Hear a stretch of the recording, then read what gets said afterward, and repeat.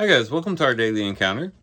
In Mark chapter 9, we see Jesus' transfiguration. And it says in verse 2, starting in verse 2, it says, "And 6 days later, Jesus took with him Peter and James and John and brought them up on a high mountain alone by themselves.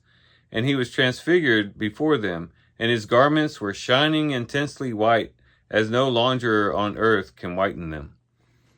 Here we see the disciples going up on this high mountain with Jesus, and they're alone with him. And as such, they see him being transfigured before them. And Jesus no longer is just some human being, some person likened to themselves, but becomes a glorious individual whose face begins shining, his garments become shining, and he's transfigured, and they see a glimpse of his heavenly glory. And I would say that when we do things similar to what they did, we too will see Jesus transfigured before us. We too need to be like Peter, James, and John, who go up on a high place alone with Jesus. And what do I mean by that? I mean that when we have our thoughts elevated, when we draw close to the Lord and we spend that time alone with the Lord, when we keep our mind on the heavenly things, when we set our mind on the Spirit, when we have our eyes fixed on Christ, there's a transfiguration that takes place in our relationship with Christ and in our view of Christ, we could say. As we draw close to the Lord, we find him more than just some historical person who lived 2,000 years ago.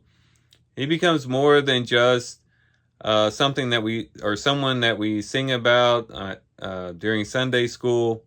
He becomes more than just a name, more than just a figurehead for our religion. He becomes the living Christ. He becomes a personal, living person. And we begin to see him in his full glory. When we spend time alone with him, when we elevate our thoughts and our hearts, and when we fix our eyes on him, we find that he is something very glorious. And it's something that we can see that oftentimes the rest of the world cannot see. When they look at Christ, they see perhaps maybe a good person, maybe a good teacher, maybe a person who had excellent character or something like that. But when we see Christ and we view Christ through faith, again, with our hearts elevated to the heavens, then we see Christ transfigured. We see Christ in his glory. And it's important for us each and every day to spend time alone with the Lord, to view Christ through eyes of faith, to be saturated with his word so that we can have our minds in the right and proper place, to really take hold of Christ. And in doing so, we'll see him in his glory. We'll see him in his glory as he draws close to us, as he comforts us, as he strengthens us, as he equips us in life, as we see how he works in our lives, how he answers our prayers.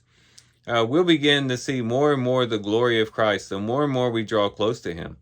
But as long as we remain distant from him, as long as we stay at the foot of the mountain or even miles away from the mountain, so to speak, then we don't see that glory. Again, we just see a Christ who's written about in some pages in a book, who's some historical person who lived 2,000 years ago, and we don't really get to experience him in all of his glory. We don't get to really experience him as a living person, as the Son of God.